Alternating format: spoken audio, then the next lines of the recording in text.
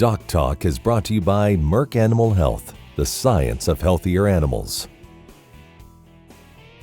Hey folks, Dr. Dan here. Thanks for joining us today on the show. We're going to talk about reproductive efficiency of the cow herd. Dr. Lacey Robinson from Kansas State University is my guest. Thanks for watching and stay tuned.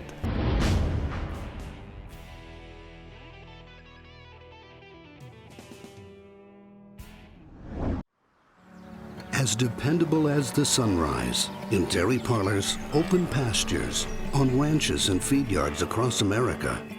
A place where reputation is more than a name, where the science of healthier animals is a way of life. It's the responsibility that drives who we are and what we do.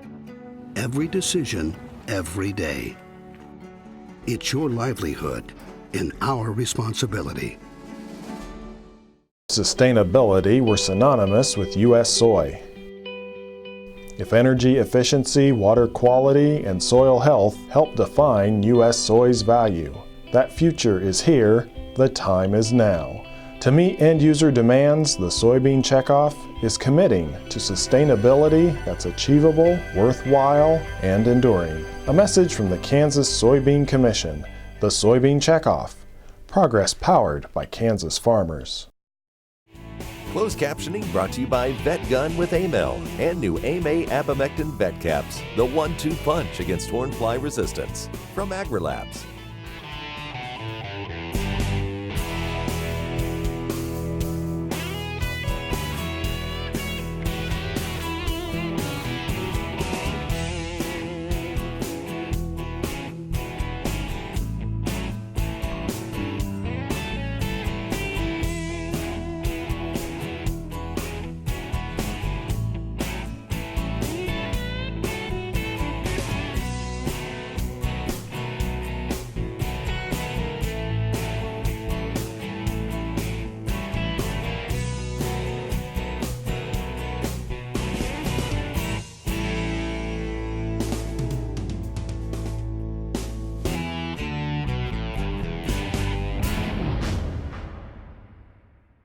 This segment is brought to you by the Beef Quality Assurance Program and the Kansas Beef Council, improving animal care and beef safety for more than 20 years. Hey folks, welcome to Doc Talk. I'm here with Dr. Lacey Robinson, and we're here at Kansas State University where Dr. Robinson is one of our field veterinarians. She's here in the Field Services Department of the Veterinary Teaching Hospital at Kansas State University. She's teaching students, she's seeing clients, doing a little bit of everything, aren't you? Yeah, it's a lot of fun. Well, we're tickled to death to have you here as a faculty member, and really happy to have you on the show. Thanks for taking the time out and even chasing a cow off for us so we can use the... You bet. Anything we can do. That's right. So today, folks, Dr. Robinson, I think one of your passions, right, is repro and especially cattle. Yeah. And you know, I was sitting there thinking, we ought to do a show on reproductive efficiency, and I think you've got a really good game plan. I've already got to see your notes on talking about reproductive efficiency, and kind of tell me a little bit about what your vision or thought process is. Sure. Well, as a producer, you know, it's one of those things that's super important to us, and we fully recognize the value of it to your bottom line, because what it really means, reproductive efficiency to me, is the timeliness of getting that cow bred back and making sure she has a healthy calf every 12 months. And so that's important to everybody, right? Whether you have 2 cows or 2,000 cows, you know, getting that live calf on the ground is really what matters. You can have a lot of different marketing goals and whatnot after that, but if you don't get a live baby, you know, you're really going to impact the gross income of that operation. So for me, that's why it's really important to concentrate on, and why I'm glad I'm here to talk about it today. I heard Vincent Traffus up at Smith Center give a talk one time about keeping records, and he said he quit keeping records because he'd never had a client cull a bred cow. Okay. Well, you know, I mean, there's different levels of producers, but you know, to your point, that if she's got a calf in her. Right.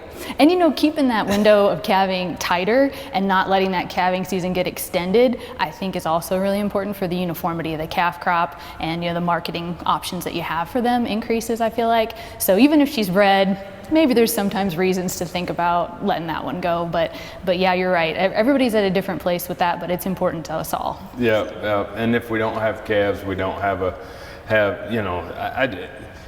before we get into this, obviously you do a lot of pregnancy testing too. Yep, that's one of the most fun things we do here at K-State. and the value that the practitioner brings to that producer of being able to establish that those cows are bred. Yeah, I think it's huge, and especially in years like this where we're in a drought situation, resources are limited. I think identifying those open cows sooner and getting those off your pasture, maybe even considering early weaning in these circumstances, is really important to keeping operations going. So for me, I think that making sure you get preg checks in and doing it in a timely fashion can be huge for profitability. Well, we're going to take a break. I think it's very important what you said. Drought situations, we have limited resources going through the winter. Hay's hard to find. Maintaining cows that are open probably isn't going to be in the cards this year, and lots to come. When we come back, we're going to talk with Dr. Robinson about some of the things that she sees to making sure that we have improved reproductive efficiency of your cow herd. You're watching DocTalk, and we'll be right back.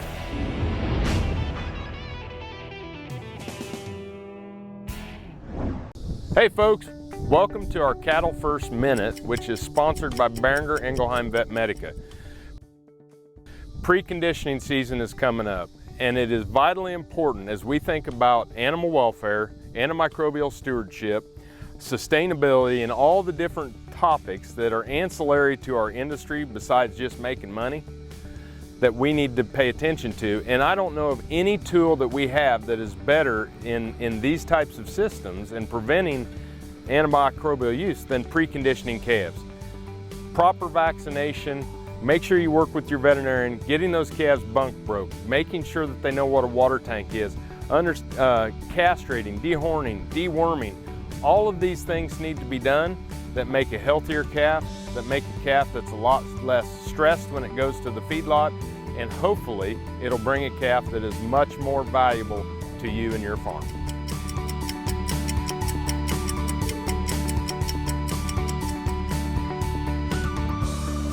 Join us for the 15th annual Fall Bull Sale at Gardner Angus Ranch, Monday, September 30th at 9 a.m., featuring approximately 450 registered bulls, 160 registered females, including 35 cows and 125 heifers, and 300 bred commercial females.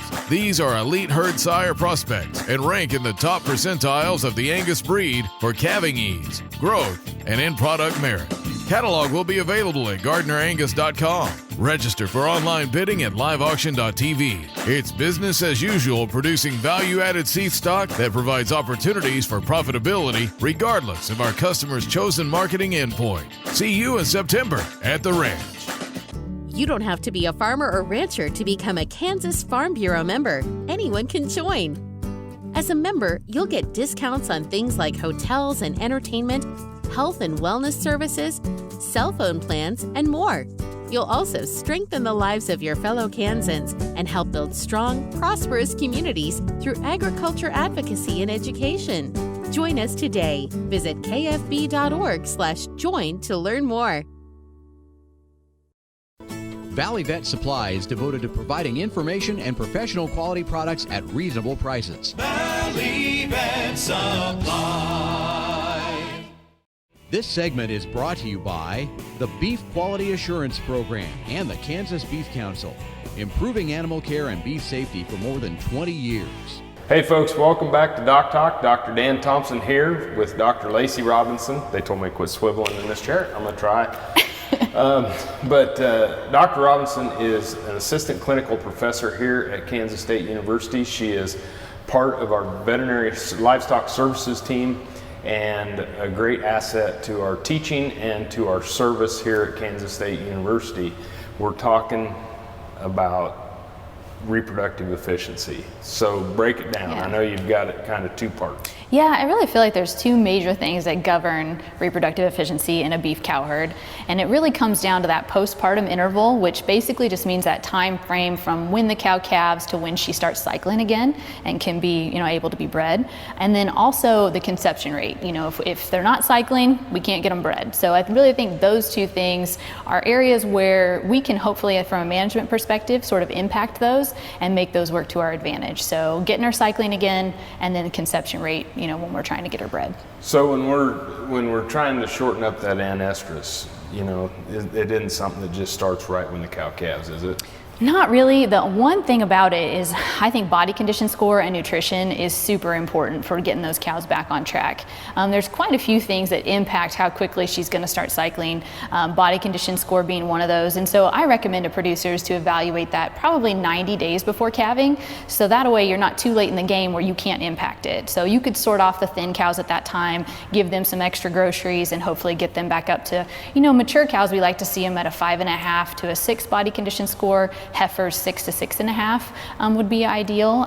So that's one area that I think producers can really impact shortening that window, because there's some data out there that says if your cows are more in a 4 body condition score, then that anestrus period can be up to about 80 days. Whereas if they're in a 6, then you're more likely to get that down to about 55 days. So really that amount of time, that 30 days, can be crucial. Yeah.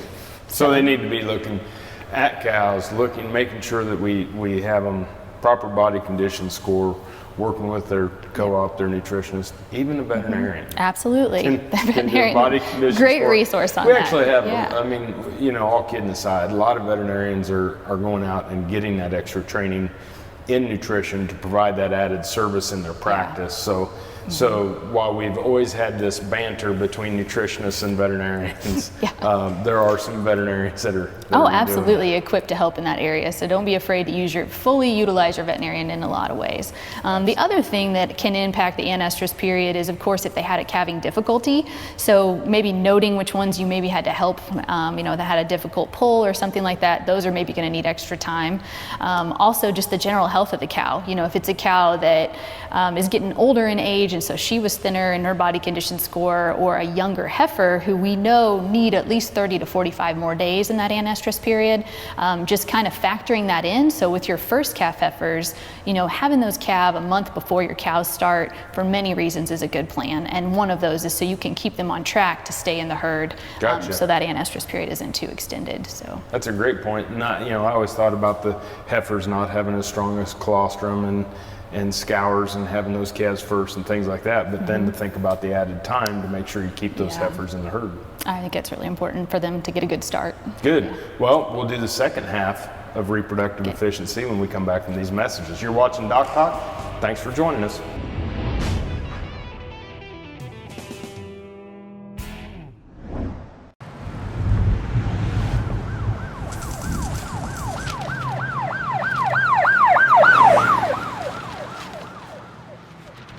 The elements can be relentless. Make sure they have respiratory protection to match.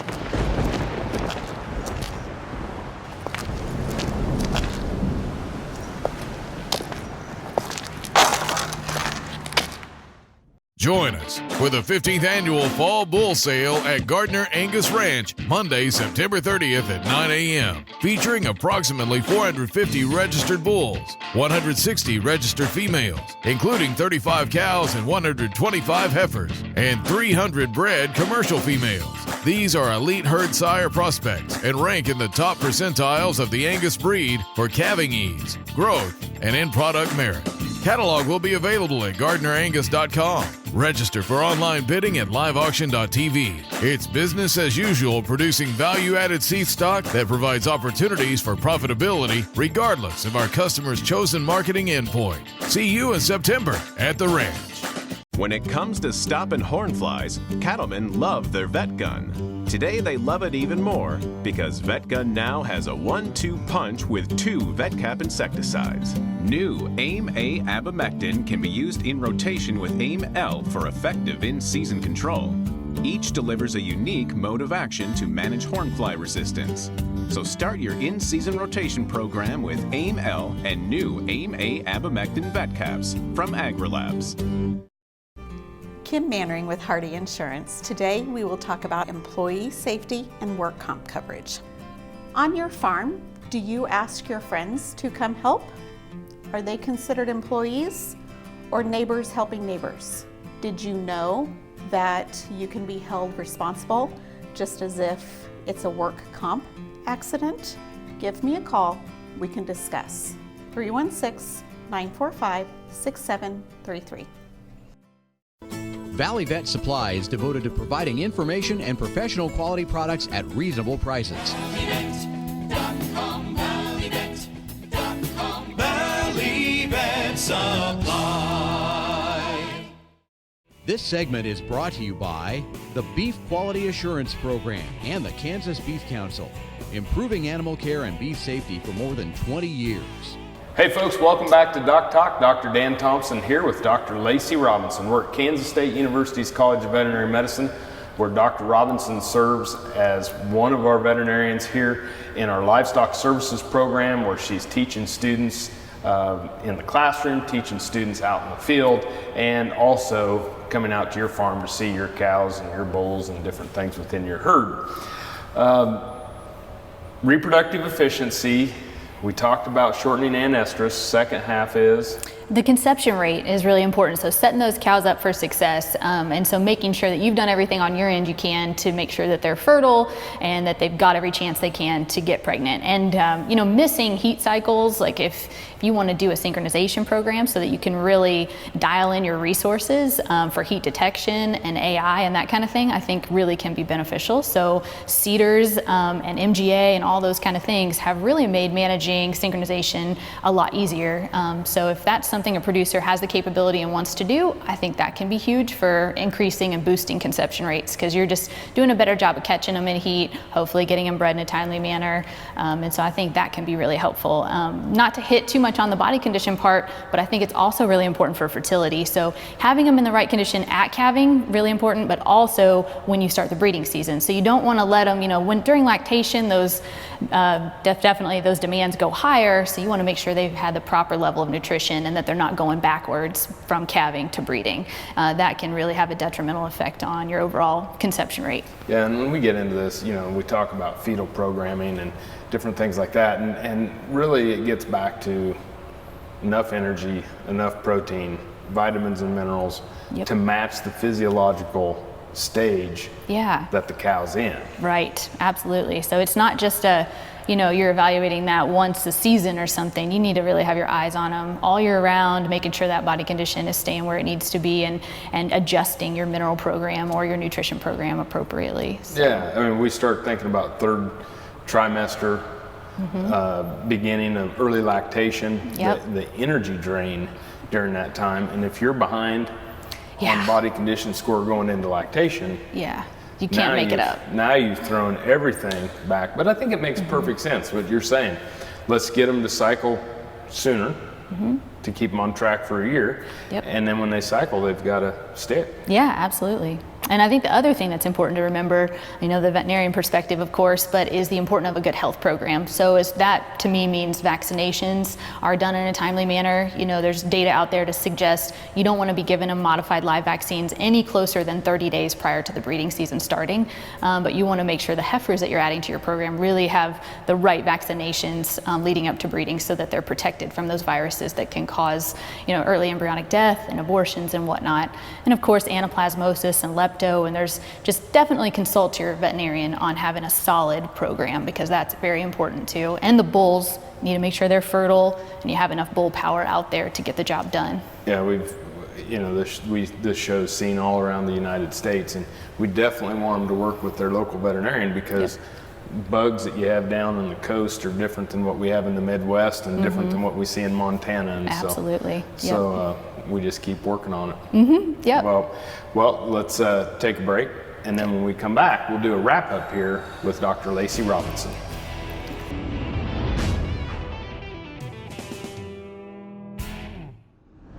Join us for the 15th annual Fall Bull Sale at Gardner Angus Ranch, Monday, September 30th at 9 a.m., featuring approximately 450 registered bulls, 160 registered females, including 35 cows and 125 heifers, and 300 bred commercial females.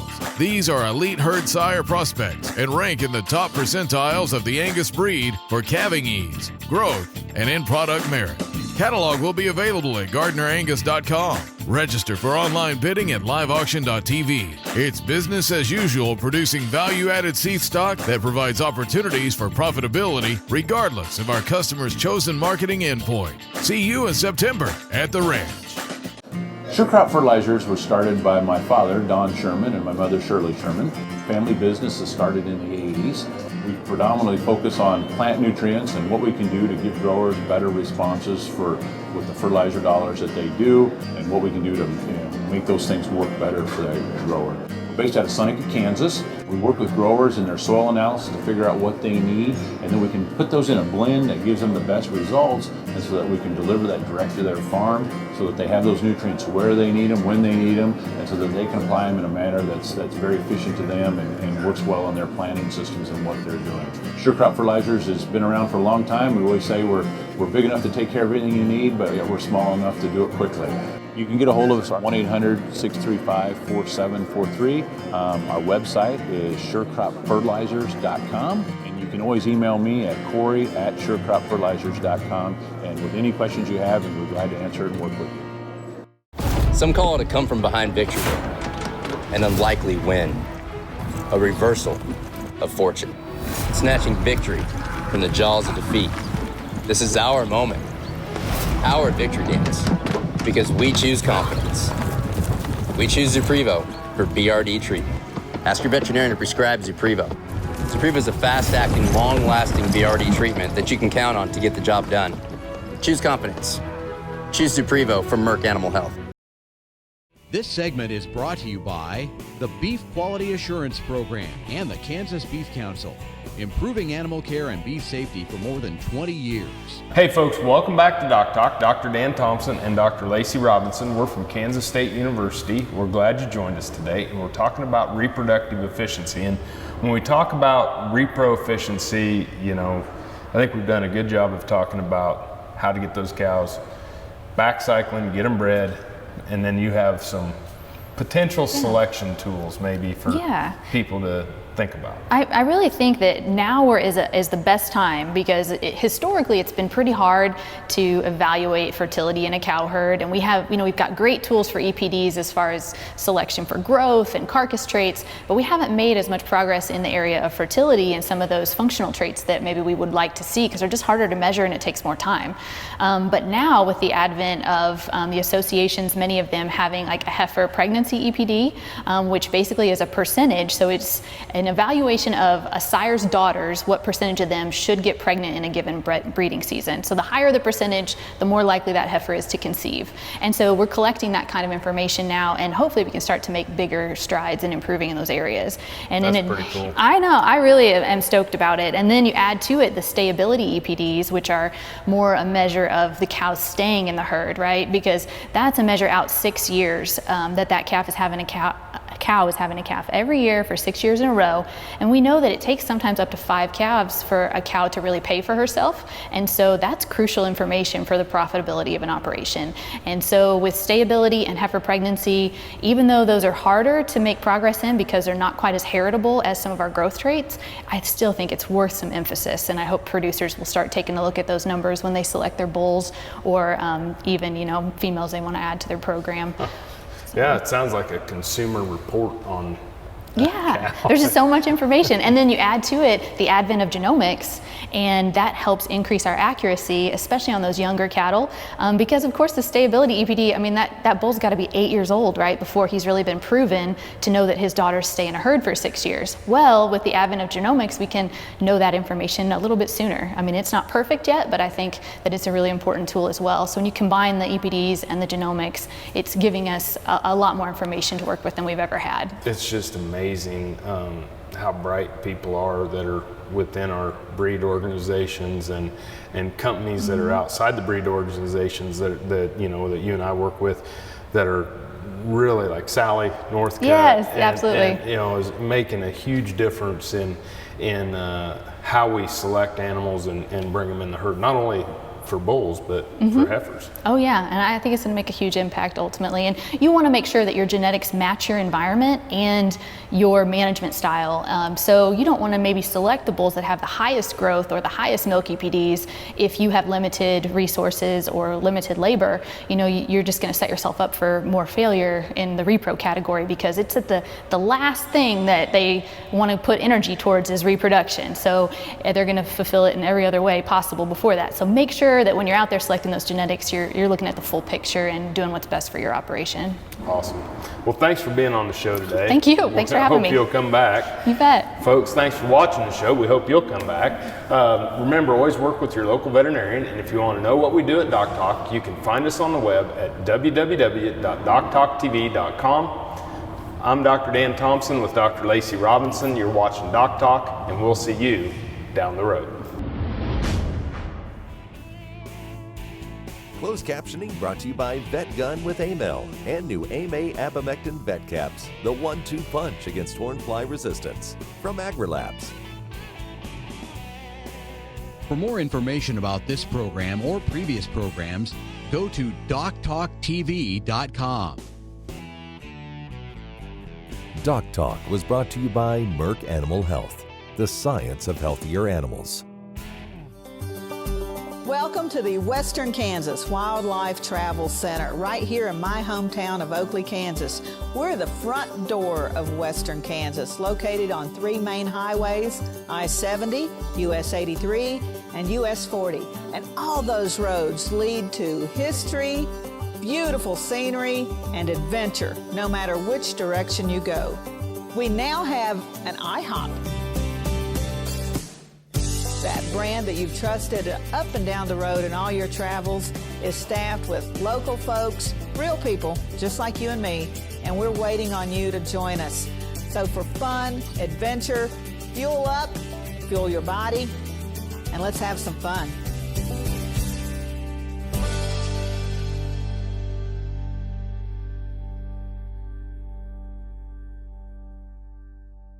I had this horse, it was a good horse, except for when the wind was blowing above 30 miles an hour. Wind was blowing about 35, 40, and I saddled him up, rode him out to the end of the lane, and I thought, well, he's doing pretty good. And about 6 jumps later, I was laying on the ground and thinking, boy, my shoulder sure hurt. I kept waiting, and it didn't get better, and so I went to an orthopedic surgeon, and that showed that I had torn rotator cuff. And said, well, we'll have to do surgery. I thought, I farm and ranch by myself. This is not going to work out very well. I'd been sleeping in my recliner for about 2.5 years because it hurt too much to sleep in bed on my side. I'd heard about Kansas Regenerative Medicine Center on the radio. Gotten down there at 8 o'clock in the morning, and by 11:30 the procedure was all over. They just took some fat out of my side here and spun that down for about 45 minutes and then injected it in my shoulders, and I was on my way. It's something you don't hear about, but I thought it was worth a try, and I'm really pleased. It's really worked out well for me. Imagine turning soybean oil, used cooking oils, and waste animal fats into fuel so amazing it drives U.S. jobs and our economy forward. Learn more about biodiesel at americasadvancedbiofuel.com. Kim Mannering with Hardy Insurance. Today we will talk about umbrella coverage. Did you know that if your cattle get out, you could be held liable for that? Call me. Let's have a discussion. 316-945-6733.